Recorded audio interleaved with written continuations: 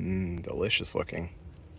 Alrighty, so I made it back home, and this here is a ringless honey mushroom.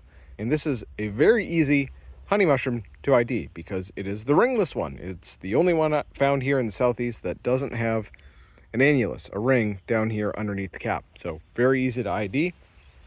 And plop this sucker over here on Theseus. Nice, clean, dirt-free counter here. I'll even eat a stem for you raw. These things are pretty good.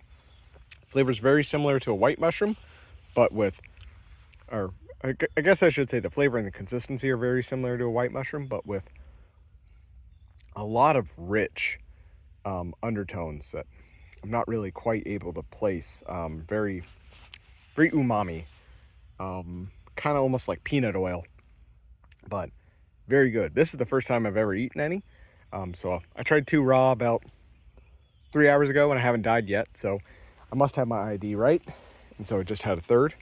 I think I might have a fourth, but that's very good. I think that would be excellent, just lightly sauteed in butter with a little bit of salt and a little bit of pepper. So I think that's what I'm going to do, and maybe cut in some sweet onions if I have any. Got shallots and if nothing else, so that has been my go-to thus far with cooking wild mushrooms.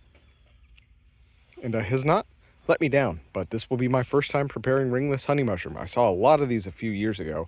I've been considering, trying them, but just have not had a good opportunity to get them, and figure now is the time. Additionally, this species is very interesting because it is bioluminescent. It's incredibly faint. I don't think I'm going to be able to show it to you on account of the fact that it's not night yet. But apparently ringless honey mushroom, as well as other honey mushrooms, will glow at night. Incredibly faintly, but they will glow. I think like a light blue, if I'm not mistaken.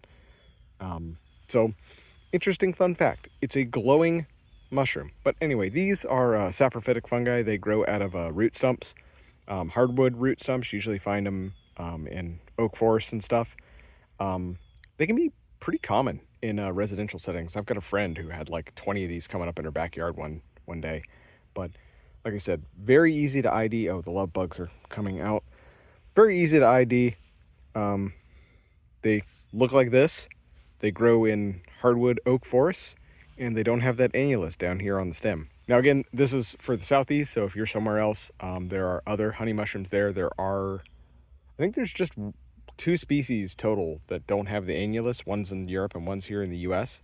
So I think this one it's pretty hard to mess up, but if you see it growing out of like a wood pile or like mulch or something, or conifers, that kind of stuff, it's probably not this. But if you see it just growing out of the ground underneath like a half dead oak, you're probably looking at ringless honey mushroom. Forage at your own risk. Learn the ID, learn the field marks yourself. But this one is one of the easier ones, kind of just like chicken of the woods and chanterelles. It's very hard to mess it up.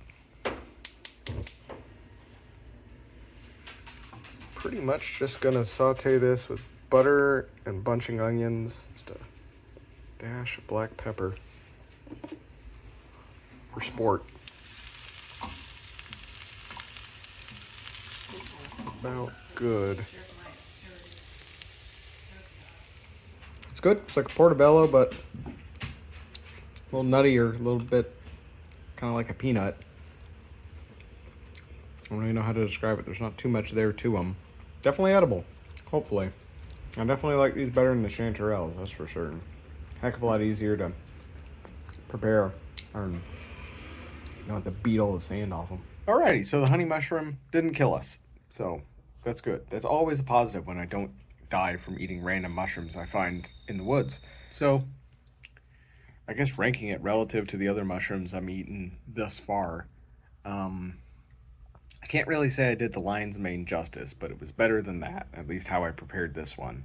It was definitely a rung or 2 below the chicken of the woods, both of them. Probably not too far below the real chicken of the woods, definitely well below the pale chicken of the woods. I'd put it above the chanterelles, so just relative, I'd put it somewhere between chanterelles and chicken of the woods.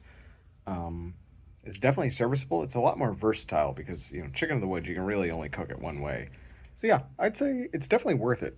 If you can find a big clump of these things somewhere, Definitely much easier to prepare.